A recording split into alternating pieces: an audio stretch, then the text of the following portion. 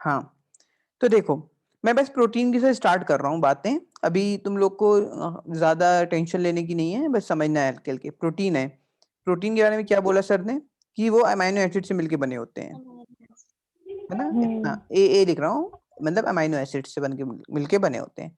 और amino acid का structure भी बताया कि सर अमाइनो एसिड क्या होता है, उसमें एक कार्बन होता है बीच में, ऊपर क्या लगा होता है, एक हाइड्रोजन लगा होता है हमेशा, ठीक है।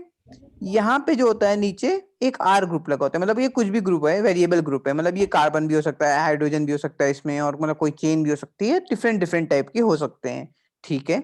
इसके अलावा दो ग्रुप होते हैं, एक एमाइन ग्रुप, ठीक है, ओके, और एक कौन सा होता है, कार्बोक्सिल ग्रुप, ठीक है। मतलब कार्बोक्सिलिक एसिड पढ़ा था बचपन में, COH वाला। हाँ सर। तो ये कार्बोक्सिल ग्रुप, ठीक है। तो ये मिला करके क्या बन रहा है तुम्हारा, एक अमाइनो एसिड है, ठीक है। लेकिन प्रोटीन क्या होता है, एनसीईआरटी लिखेगी या कोई भी लिखेगा चेन ऑफ अमाइनो एसिड, ठीक है। मेरे पास बोर्ड नहीं है, मैं सब कुछ ये अपने माउस से करता लिखता हूँ, ठीक है, ओके, इसलिए राइटिंग जज मत करना, फिर भी अब अच्छी हो गई है, ओके। और ये चेन ऑफ अमाइनो एसिड्स है हमारे। और चेन ऑफ अमाइनो एसिड क्या होते थे बच्चों, कि मतलब एक अमाइनो एसिड के साथ और जुड़े हो, मतलब ये एक अमाइनो एसिड है तो एक और अमाइनो एसिड जुड़ा हो इधर से, ऐसे लिख दूं, NH2, और इधर क्या हो जाएगा, ये वाले एंड पे COH, है ना। ऊपर क्या होगा, हाइड्रोजन। हाइड्रोजन, है ना। और नीचे क्या होगा आपका, यहाँ पे वही R ग्रुप, कोई भी हो सकता है वो। अब ये दोनों यहाँ से जुड़े होंगे ना, इन दोनों के बीच में कुछ ज्वाइनिंग होती है, किसी से जुड़े होते हैं, ओके। अभी यहाँ पे मैंने जोड़ा नहीं, अभी बताता हूँ जोड़ेंगे कैसे। बट एक बात बताओ बच्चों, अमाइनो एसिड के दो टर्मिनल दिख रहे हैं तुम लोग को, कौन कौन से, मतलब दो टर्मिनल, एक ये टर्मिनल है और एक ये टर्मिनल है ना। मतलब एक एंड ये, एक एंड ये, एक एंड ये, एक एंड ये, टर्मिनल नहीं है। टर्मिनल क्या होता है, एंड्स।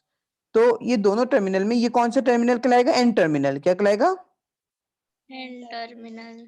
ठीक है। क्यों, क्योंकि यहाँ पे नाइट्रोजन है, ये क्या कहेंगे, C टर्मिनल, है ना, इस अमाइनो एसिड का। अच्छा, इसका एन टर्मिनल, C टर्मिनल। लेकिन अमाइनो एसिड की बेस के बारे में बात कर रहा हूँ, अगर मान लो मैं इन दोनों को जोड़ देता हूँ, इन दोनों को किसी एक बॉन्ड से जोड़ देता हूँ, मान लो एक बॉन्ड बना देता हूँ इनके बीच में, तो ये जुड़ गया, हाँ या ना, ठीक। Yes sir. तो अब ये दो अमाइनो एसिड मिलके अब ये क्या बना देंगे, चेन ऑफ अमाइनो एसिड बन गए, ये दो, मतलब मिनिमम 3 अमाइनो एसिड होते हैं, मतलब मिनिमम जो 3 अमाइनो एसिड से कोई प्रोटीन बनता है, जो मैंने लिटरेचर में पढ़ा है, शायद मैं गलत नहीं हूँ। तो ये दो है, एक और जोड़ लेते हैं इधर से आगे से, वही सेम NH2, समझ गए क्या जोड़ेंगे, NH2 और C, और ये क्या है, यस। COO, बोलो अपने मुंह से तो याद रहेगा। हाँ, ऊपर हाइड्रोजन और नीचे एक R ग्रुप, ओके। तो अब ये मैंने 1 2 3 मतलब क्या किया, 1 2 3 जोड़ लिए, इन तीनों अमाइनो एसिड को जोड़ करके क्या बना दिया, एक प्रोटीन बना दिया, बिल्कुल बेसिक सा प्रोटीन। इस प्रोटीन के दो टर्मिनल हैं बच्चों, अब मैं प्रोटीन के टर्मिनल पूछ रहा हूँ, अब मैं अमाइनो एसिड के टर्मिनल नहीं पूछ रहा, याद रखना मेरी बात को, समझना। इस प्रोटीन का ये कौन सा टर्मिनल है, इधर वाला साइड वाला, N या C, N, बिल्कुल ठीक। और इधर क्या है, इधर वाला C है ना आखिरी में, है ना। तो एन टर्मिनल और C टर्मिनल, तो एक प्रोटीन के भी टर्मिनल होते हैं दो, मतलब ना जो मतलब स्टार्टिंग वाला होगा वो N टर्मिनल और जो लास्ट वाला होगा C टर्मिनल, और बीच में जुड़े हुए हैं। लेकिन बच्चों तुम लोगों ने केमिस्ट्री पढ़ी है बचपन में, और अभी भी पढ़ रहे हो, उससे तो पीछे छूटेगा नहीं। तुम लोग ने कुछ ऐसा पढ़ा था, वैलेंसी वैलेंसी जैसा कुछ नहीं पढ़ा था तुम लोग ने, या नहीं पढ़ा था ना। नाइट्रोजन की वैलेंसी बताना बच्चों, थोड़ा सा मुझे याद नहीं आ रही है नाइट्रोजन की वैलेंसी, ना कार्बन की याद आ रही है मुझे, वैलेंसी बताना। याद तो मुझे है, मैं पूछ रहा हूँ तुम लोग से। 1 तो नहीं होती, 3 होती है, तुम बताओ, कार्बन की बताओ। नहीं सर, 1। मतलब याद नहीं आ रहा सर को तो बेवकूफ बनाओगे मजाक कर रहा था। और इसकी 4 होती है, ठीक है। ऑक्सीजन की 2 होती है, याद करो, -2 ऑक्सीजन की होती थी, याद आ रहा है। वैलेंसी क्या होता है, वो कितने बॉन्ड बनाता है, याद आ रहा है, कार्बन 4 बॉन्ड बनाता है। हाँ सर। हाँ, अब जरा से बच्चों इसकी बॉन्ड को देखते हैं। यहाँ पे COOH लिख और बना हुआ है। वैलेंसी तो अब देखना, हाँ वैलेंशियल इलेक्ट्रॉन जितने होते हैं वो उसे वैलेंसी कहते हैं। और वैलेंशियल इलेक्ट्रॉन या तो 4 तक होते हैं, अगर 5 होता है तो फिर 8 में से माइनस कर देते थे वैलेंसी, याद आ गई? 8 - 5 3। तो नाइट्रोजन के पास हाँ 7 होते हैं, 2 यस और 5, तो आखिरी सेल में 5 है, तो 8 - 5 3 निकल गया। अच्छा, हाँ कार्बन के ऊपर तुमने 2 बॉन्ड O, कार्बन के ऊपर ऐसे लगाओगे, O लगाया तुमने, कार्बन के ऊपर OH भी लगा, ऐसे OH भी लगा दिया ना, यही लगा दिया। और फिर सर आपने इसके बाद एक अपने मन से बॉन्ड भी बना दिया, वाह। तो अब कार्बन के आपने कितने बॉन्ड बना दिए? 1 2 3 4 5। क्या बन सकता है? नहीं हो सकता, गलत किया है ना मैंने। नहीं तो ये बॉन्ड तो बना नहीं सकता, तो ऐसे तो समझ आ रही हाँ बात मेरी? 5 तो नहीं बना सकता बॉन्ड। ऐसी नाइट्रोजन से भी बड़ी नाइंसाफी कर दी है मैंने, देखो जरा सा मिटाना इसको, थोड़ा सा तमीज से बनाना, इसको एज अ स्ट्रक्चर के फॉर्म में बनाना। इस पे 2 हाइड्रोजन बना देते हैं पहले, है ना। एक ऊपर लगा दो हाइड्रोजन बच्चों, इसमें एक हाइड्रोजन यहाँ लगा दिया, एक हाइड्रोजन यहाँ लगा दी। सर पहले से इसकी तीनों वैलेंसी कंप्लीट है, एक हाइड्रोजन 2 हाइड्रोजन 1 कार्बन जुड़ा हुआ है, और आप ऊपर से एक और लगा रहे हैं 4। क्या ऐसा पॉसिबल है? नहीं। तो बताओ क्या करूं? नहीं है ये बॉन्ड तो बनाना ही पड़ेगा, इस बॉन्ड के बिना जोड़ूंगा कैसे 2 अमीनो एसिड को, है ना। और तो मैं क्या करता हूं, इस बॉन्ड को बनाने के लिए इसको हटा देता हूं, इसको हटा दो, OH को इधर से, इसको हटा दो, हटा दोगे, ये बॉन्ड टूट जाएंगे। ओके, तो अगर ये बॉन्ड हटा दोगे, ये इनको हटा दो, क्या बन गया? OH और H, कुछ पानी जैसा नहीं दिख रहा? H2O, H2O है ना, 2 हाइड्रोजन 1 ऑक्सीजन, है ना। तो डिहाइड्रेशन करा रहे हो, पानी निकाल दे रहे हो, ठीक है। डिहाइड्रेशन रिएक्शन से क्या करते हो, यहाँ पे एक बॉन्ड बनाए, तो जब तुम इसकी जब भी कोई बॉन्ड बनता है, मतलब जब 2 अमीनो एसिड कंबाइन होते हैं, तो क्या हो जाता है, एक डिहाइड्रेशन रिएक्शन होता है। समझ आ गई बात बच्चों? और इससे इसके बीच में जो बॉन्ड बनता है, ये बॉन्ड कौन सा बनता है? पेप्टाइड बॉन्ड, ठीक। तो ये पेप्टाइड बॉन्ड बन गया। इस बॉन्ड का नाम है, क्या नाम है इसका? Peptide bond, PEPTID, peptide bond, ठीक है, पेप्टाइड बॉन्ड। ओके, अब क्या सवाल आएगा सर इसके बाद? ये पेप्टाइड बॉन्ड समझ आ गया हमको, हमको ये समझ आ गया कि OH और H निकल जाता है और ये बॉन्ड बन गया, और ये ऐसे इसी तरह से यहाँ पे भी यही बने होगा। तो मतलब ये OH निकाल दो, इधर से एक H निकाल दो, और इसके बीच में बॉन्ड बना दो, पेप्टाइड बॉन्ड हो गया ना। Okay, now next thing is, तुम लोग ने बॉन्डिंग पढ़ी होगी, केमिकल बॉन्डिंग, नरेश सर ने पढ़ा दी? अभी नहीं? कुछ ऐसा पढ़ा है, सिंगल बॉन्ड, डबल बॉन्ड, नहीं ट्रिपल पढ़ा है बॉन्ड? सर। अच्छा कोई बात नहीं, मैं बताता हूँ तुम लोग को, बिल्कुल हाँ बच्चों की तरह। सर ऐसे कुछ होते हैं, कुछ सिंगल बॉन्ड, कुछ डबल बॉन्ड, कुछ ट्रिपल बॉन्ड, ऐसे अलग अलग बॉन्ड होते हैं। हाँ, अब जरा सा ये पता होना चाहिए, सिंगल बॉन्ड जो होता है, इसकी जो बॉन्ड लेंथ होती है वो अलग होती है। मतलब बॉन्ड की क्या लेंथ है, ठीक है, बॉन्ड लेंथ अलग होती है सिंगल बॉन्ड की, डबल बॉन्ड की अलग होती है, ट्रिपल बॉन्ड की अलग होती है बॉन्ड लेंथ, ठीक। ओके, और हम लोग ये बातें मतलब जब इनऑर्गेनिक पढ़ेंगे और वो पढ़ेंगे केमिकल बॉन्डिंग, तुम लोग को वापस से लेके आऊंगा। खैर, अब जब मैं बॉन्ड लेंथ मेजर ये वाली, अब ये पूछा जाएगा तुमसे एग्जाम में, या कभी कभी इंटरव्यू में पूछा जाता है, खासकर आई एम नॉट श्योर कि तुमसे ये बैचलर्स में इसमें पूछ लेंगे नहीं पूछ लेंगे, लेकिन फिर भी पूछ सकते हैं। ये बॉन्ड कैसा बॉन्ड है, सिंगल बॉन्ड है या डबल बॉन्ड है? ठीक है, पेप्टाइड बॉन्ड सिंगल बॉन्ड है या डबल बॉन्ड है, ये सवाल पूछ लेते हैं तुम लोग से। ओके, तो तुमको क्या दिख रहा है यहाँ पे? सर सिंगल सिंगल, डबल तो कहीं से नहीं दिख रहा, डबल तो कहीं से दिख नहीं, डबल हाँ बना सर तो तुम्हारा वैलेंसी खराब कर दोगे तुम लोग। हाँ? क्या?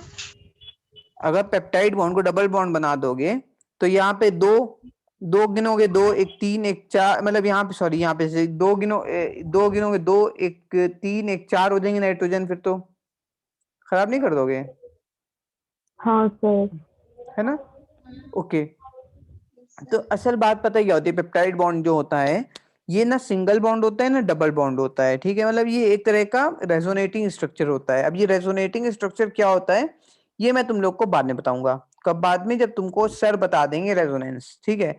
वहां पे सर तुमको एक टॉपिक पढ़ाएंगे रेजोनेंस के बारे में, नरेश सर। नहीं भी पढ़ाएंगे तो मैं बताऊंगा, ठीक है। तो तुमको बताऊंगा कि आखिर मसला क्या है यहाँ पे, ठीक है, कि रेजोनेंस क्या है इसमें और रेजोनेटिंग स्ट्रक्चर क्या है। लेकिन तुमसे पूछा जाएगा सिंगल बॉन्ड या डबल बॉन्ड क्या है, ये क्वेश्चन पूछा जाएगा, ठीक है। ओके। Yes sir. ओके, किसके किसके बीच में बनता है, कुछ सवाल पूछ रहा हूँ, किस किसके बीच में बनता है?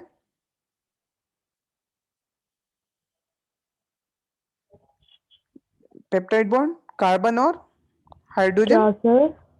किसके बीच में बनता है? हाइड्रोजन। है ना, किसमें? कार्बोक्सिलिक एसिड वाले के साइड पे और एक अरे नाइट्रोजन क्या वाले समझ साइड ही पे। नहीं आया। अरे ये किसके बीच में बनता है, ये पूछ रहा हूँ, ये किसके बीच में बनता है? ये जो बॉन्ड है किसके बीच में बनता है? इसके बीच में नहीं, मैं कार्बोक्सिलिक एसिड वाले साइड पे, कार्बोक्सिलिक एंड और नाइट्रोजन वाले एंड पे बनता है ना, कि बीच में बनता है? और है ना, अमाइनो, नाइट्रोजन। ठीक है, हाँ सर। जैसे अमीन ग्रुप है ना, अमीनो ग्रुप, उसके बीच में बनता है, ये पूछ रहा था, इतना डिफिकल्ट हाँ। नहीं था। ओके, और हाइड्रोजन कौन लूज करता है?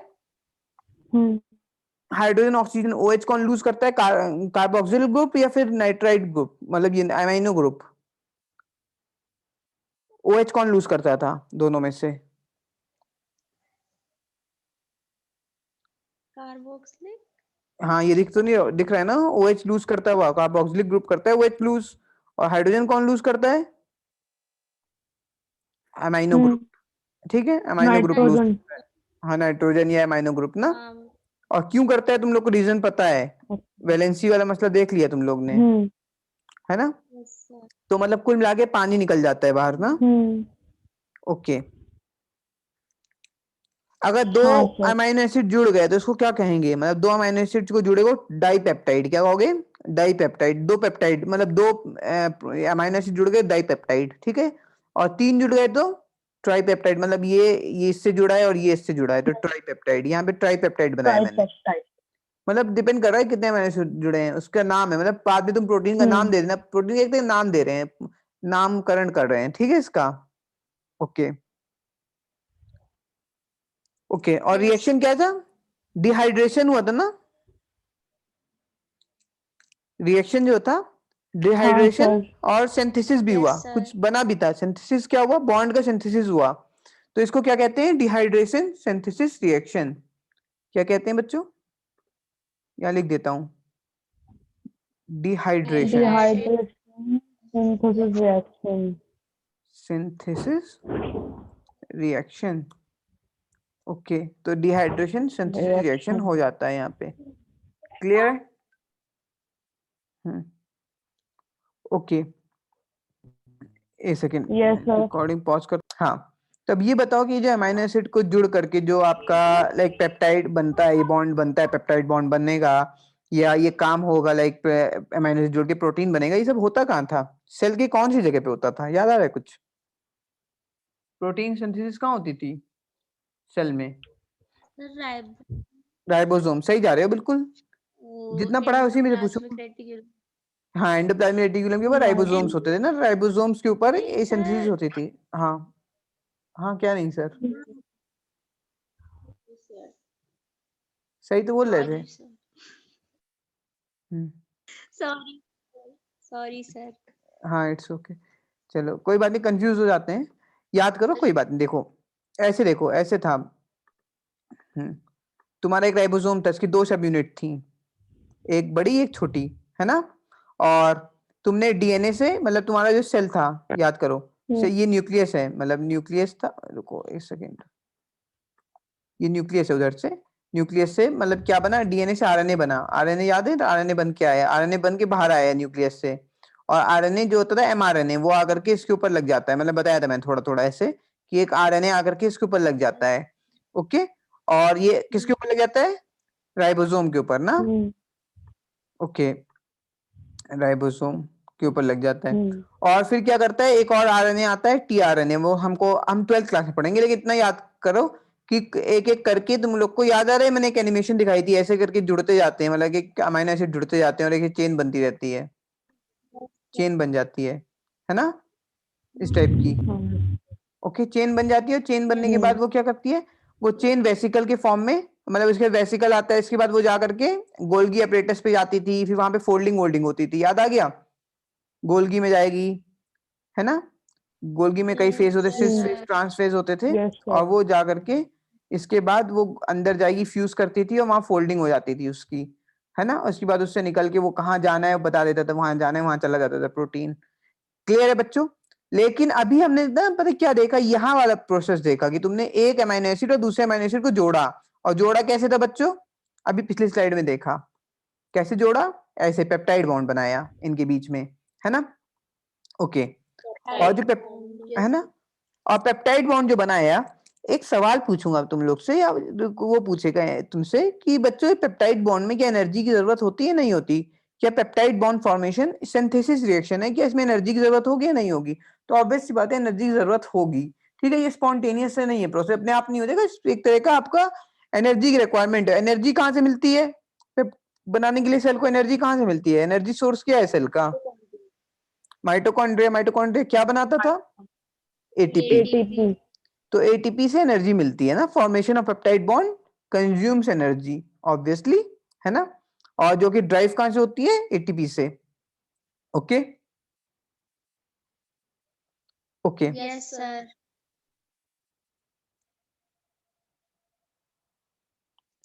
ओके, ठीक है, एक मिनट के लिए थोड़ा सा शांत शांत हो जा। हाँ, तो ये बताना चाह रहा था मैं कि देखो, हम लोग ने ना हमेशा पढ़ा होता है बचपन से, हम लोग के दिमाग में ये बैठ जाती है बात कि जो प्रोटीन होता है उसका सिंथेसिस जो होता है वो राइबोसोम्स के ऊपर होता है ना, हमेशा। लेकिन क्या ऐसा हमेशा ही होता है, या इसके अलावा भी कुछ होता है, मतलब ऐसा भी है कि नॉन राइबोसोमल पेप्टाइड्स भी होते हैं क्या, मतलब कि ऐसा भी पॉसिबल है कि बिना राइबोसोम के पेप्टाइड का सिंथेसिस हो जाए। तो आंसर क्या कहोगे, हाँ सच है सर, ऐसा होता है। ठीक है, क्या होता है नॉन राइबोसोमल पेप्टाइड्स बच्चों, मतलब ऐसे पेप्टाइड्स का बनना, पेप्टाइड से हमारे प्रोटीन का बनना जो कि राइबोसोम के ऊपर ना बने।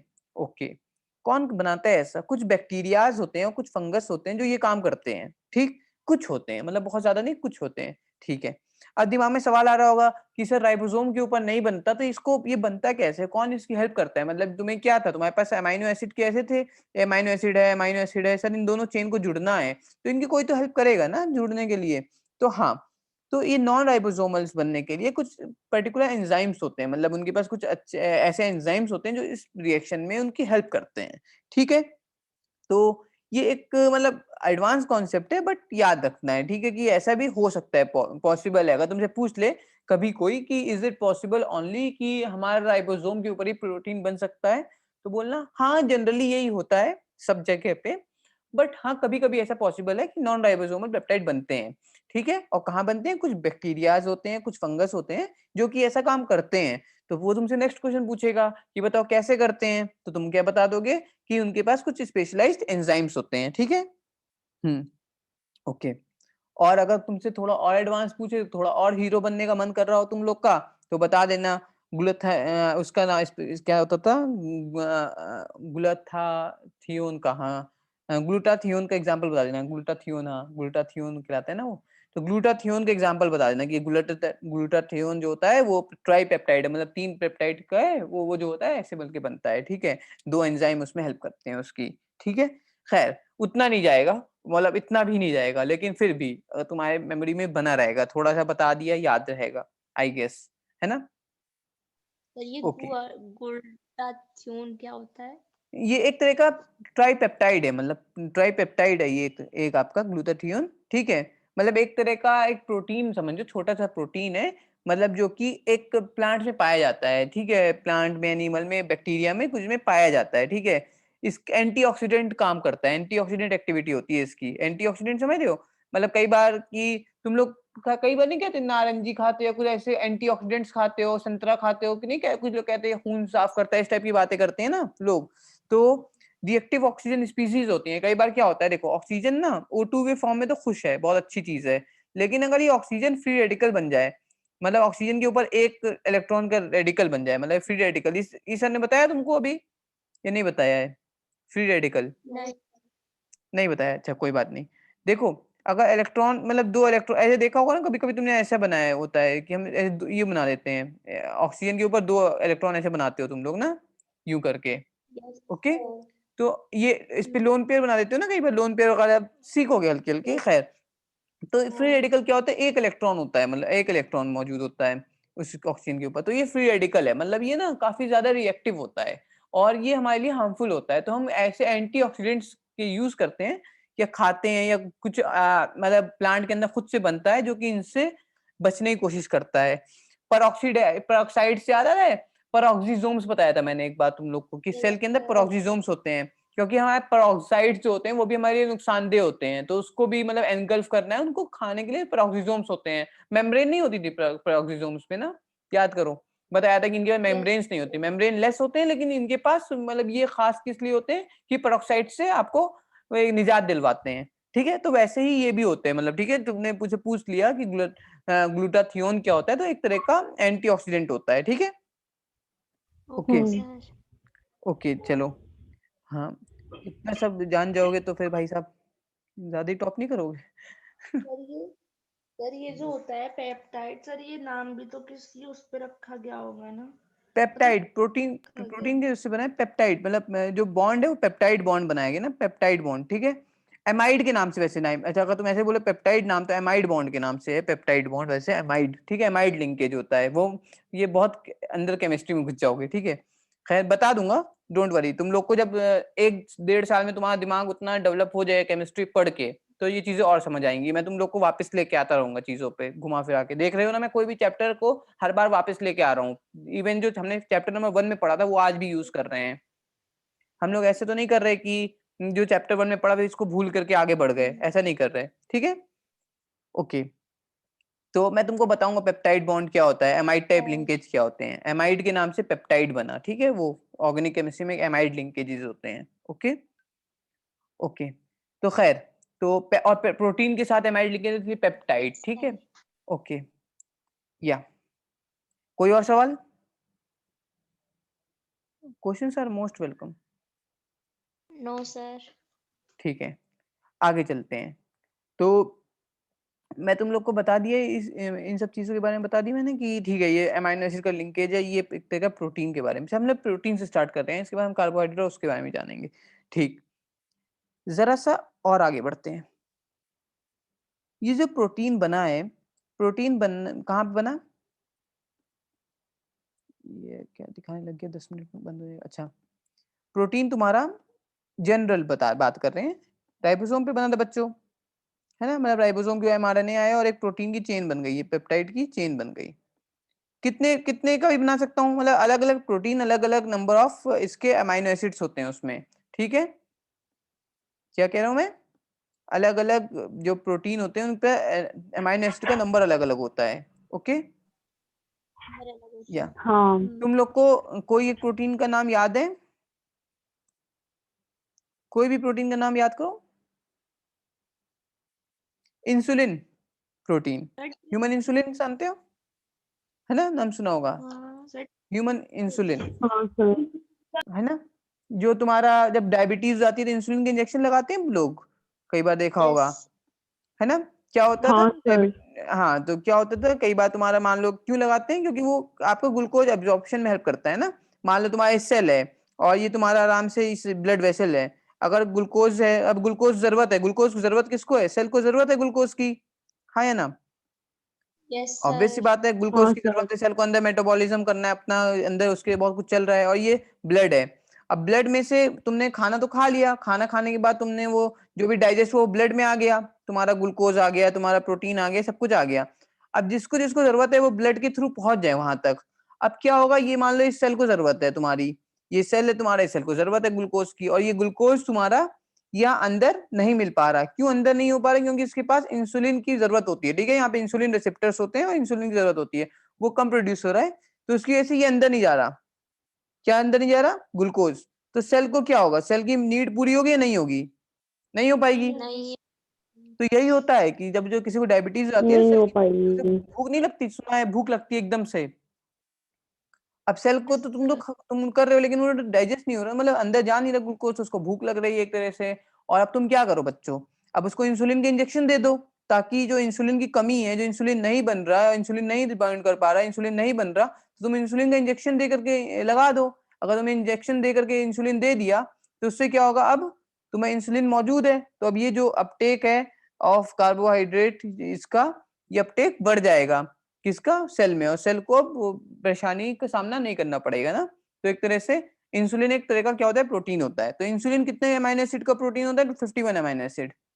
याद रखना, ये पूछ लेता है कई बार, इंसुलिन बहुत बेसिक एग्जांपल है। और क्यों पूछ लेता है वो, इसलिए क्योंकि क्लास 12th में इंसुलिन का नाम लिखा हुआ है, इवन नाम ही नहीं, उसका पूरा स्ट्रक्चर लिखा है। मैं पढ़ाऊंगा बायोटेक में तुम लोग को, ठीक है, कि क्यों इंसुलिन का कैसे, मतलब 3 बॉन्ड, उसमें 3 चेन्स होती हैं, ए बी और सी। बट या अभी कितना याद रखो, इंसुलिन भी एक तरह का प्रोटीन है। एग्जाम्पल मैं उसी का ले लेता हूँ जो कि आगे हम पढ़ेंगे।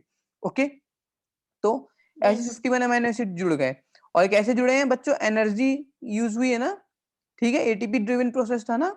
ओके, ऐसे करके। हाँ सर। अब ये जो चेन बनी है, ये चेन एकदम सीधी सीधी चेन है, इसको क्या कहते हैं, लीनियर चेन। क्या कहते हो, क्या कहते हो इसको, Linear chain. Linear chain. Linear है, लीनियर समझ रहे हो, नाम ही बता रहा है, सीधी सीधी चेन है, लीनियर चेन। ओके, कुछ याद आ रहा है, इस ये वेसिकल के फॉर्म में पैक होने के बाद किसी के अंदर जाता था, फोल्डिंग होती थी इसकी कुछ, है ना, क्योंकि ये Yes, फंक्शनल sir. नहीं है। क्यों, क्योंकि ये लीनियर चेन तो है, ये ऐसे है जैसे मान लो अलग अलग अमीनो एसिड हैं, ठीक है, अलग अलग अमीनो एसिड्स जुड़े हुए हैं, लेकिन इनका कोई अभी रोल नहीं है, अभी ये कोई काम नहीं कर रहे, फंक्शनल नहीं है। फंक्शनल होने के लिए इनको फोल्ड होना जरूरी है। क्या होना जरूरी है, फोल्डिंग, प्रॉपर फोल्डिंग। अब याद करो, अभी जो स्ट्रक्चर दिखा रहा था मैं, एक गंदा सा स्ट्रक्चर, तो उसमें कुछ कुछ ऐसे फोल्डेड फोल्डेड नहीं स्ट्रक्चर दिख रहा था, जो बोल रहे थे कि एकदम ओवरवेलमिंग सा लग रहा था उस टाइम पे, तो वो, हाँ तो ये सर। फोल्डिंग होनी है। अभी फोल्डिंग कहाँ होगी बच्चों, गोल्गी में, Cool. गोल्गी गॉल्गी में चला जाइए apparatus। बच्चा, ठीक है, गोल्गी में चला जाओ, फोल्डिंग वोल्डिंग हो जाओ। कुछ कुछ और होना है, जैसे मान लो कि कुछ कार्बोहाइड्रेट लगने हैं, या कुछ लिपिड मोइटी लगनी है, तो वो भी लग जाए, हमें क्या करना है, वो लग जाए भाई, बढ़िया है। ओके, तो खैर, तो ये फोल्डिंग होगी। तो बच्चों ये जो ये वाला स्ट्रक्चर होता है ना, सीधा सीधा एकदम लीनियर स्ट्रक्चर, इसको क्या कहते हैं, प्राइमरी स्ट्रक्चर कहते हैं। क्या कहते हैं, प्राइमरी, इसका प्राइमरी स्ट्रक्चर है। Okay sir. अब सर इसके बाद क्या हो सकता है कि प्राइमरी स्ट्रक्चर के बाद क्या आता है, सेकेंडरी स्ट्रक्चर। मान लो एक फोल्डिंग हो गई, तो कुछ जब फोल्डिंग स्टार्ट हुई, मतलब बेसिकली फोल्डिंग स्टार्ट हुई है, और कुछ ऐसे स्ट्रक्चर बनने लग जाते हैं, मतलब ऐसे करके हेलिक्स टाइप के, ठीक है, और ऐसे करके कुछ स्ट्रक्चर बनने लग जाते हैं, बीटा शीट टाइप के। नाम मैं जो बोल रहा हूँ यही नाम होते हैं, बीटा शीट है, अल्फा हेलिक्स टाइप का। तो मतलब हेलिकल स्ट्रक्चर मैं दिखाऊंगा कैसे बन रहा है, बोर्ड पे भी दिखाऊंगा, अपने मतलब जो नॉर्मल बोर्ड है उस पर भी दिखाऊंगा सब बना करके तुम लोग को। तो और तुम लोग अपनी कॉपी बना के भी देखना, अच्छा है, इंटरेस्टिंग है। ओके, तो ये जो स्ट्रक्चर बन गया, मतलब हेलिकल स्ट्रक्चर या बीटा शीट स्ट्रक्चर, इसको क्या कहते हो बच्चों, सेकेंडरी। क्या कहते हैं, सेकेंडरी। सेकेंडरी। अच्छा, इसके बाद एक फर्दर, सेकेंडरी के बाद क्या आएगा, बहुत आसान क्वेश्चन पूछा है, टर्शरी। Tertiary. ठीक है, हाँ। तो टर्शरी में क्या होता होगा, उसमें और फोल्डिंग हो जाती है, देखो जैसे कुछ हेलिक्स भी आ गए, फिर ये सब भी एक साथ आ गए, फिर कुछ ऐसे रैंडम कॉइल आ गए, तो ऐसे करके मतलब बहुत सारी फोल्डिंग वोल्डिंग हो करके ऐसे करके स्ट्रक्चर बन गया, ठीक है, मतलब कई तरह के स्ट्रक्चर्स फोल्ड हो गए, मतलब ये भी है, कुछ रैंडम भी हैं, सब मिला जुला करके अगर बन गया स्ट्रक्चर, तो उसको क्या कहते हैं, टर्शरी। ये फंक्शनल है, ये कैसा है, फंक्शनल है। फंक्शनल है। ओके, फंक्शनल होता है, ठीक है बच्चों। अब इसके बाद एक और कहलाता है, मतलब यहां तक तुमको याद रखना है, क्वार्टेनरी भी होता है, 4th डिग्री स्ट्रक्चर। उसमें क्या होता है, मान लो ना कुछ ऐसे प्रोटीन है कि उसके पास एक से ज्यादा ऐसे अलग अलग डिफरेंट टाइप के स्ट्रक्चर, मान लो एक इस टाइप का स्ट्रक्चर है, ठीक है, एक और है डिफरेंट डिफरेंट डोमेन से, मतलब उसमें कई सारे डिफरेंट स्ट्रक्चर्स हैं, एक और है ऐसे करके एक और स्ट्रक्चर है, ठीक है, या फिर एक तीसरा स्ट्रक्चर और है, मतलब ये देखो, मतलब एक से ज्यादा टाइप के स्ट्रक्चर्स होते हैं, मतलब अलग अलग, ठीक है, 3, और ये 3 टाइप के हैं, ठीक है। तो ये क्या हो गया, क्वार्टेनरी, मतलब जब एक ही टाइप का होगा, मतलब ऐसे फोल्डेड स्ट्रक्चर होगा, सिर्फ एक टाइप का होगा, मतलब सिंगल यूनिट है, तो क्या कहेगा, टर्शरी कहना है उसको, ठीक है, टर्शरी स्ट्रक्चर, ये भी फंक्शनल है। और कई बार क्या होगा कि कुछ प्रोटीन ऐसे होंगे कि उनके पास एक से ज्यादा टाइप के स्ट्रक्चर्स होंगे, डिफरेंट डिफरेंट डोमेन्स होंगे, डोमेन्स कहलाते हैं, मतलब इसको फिर डोमेन्स कहने लग जाते हैं, ठीक है, तो डिफरेंट डिफरेंट डोमेन्स होंगे उसके, और वो अलग अलग काम करेंगे, लेकिन वो पूरा मिलाकर के एक प्रोटीन का ही काम करेगा, ठीक है, मतलब एक प्रोटीन में कई डिफरेंट डोमेन्स हो सकते हैं, कई बार ऐसा होगा, जब ऐसा होगा तो क्या कहलाओगे बच्चों, क्वार्टिनरी स्ट्रक्चर, ठीक है, और ऐसा होगा तो क्या कहलाएगा, टर्शरी स्ट्रक्चर, ठीक है। तो टर्शरी एंड क्वार्टिनरी स्ट्रक्चर याद रखना है तुम लोग को, ठीक है, वापस आएंगे इस पे घूम करके। खैर, अभी के लिए इतना कि लीनियर निकला, और ये सब कहाँ हुआ बच्चों, कहाँ देखा था तुमने होते हुए?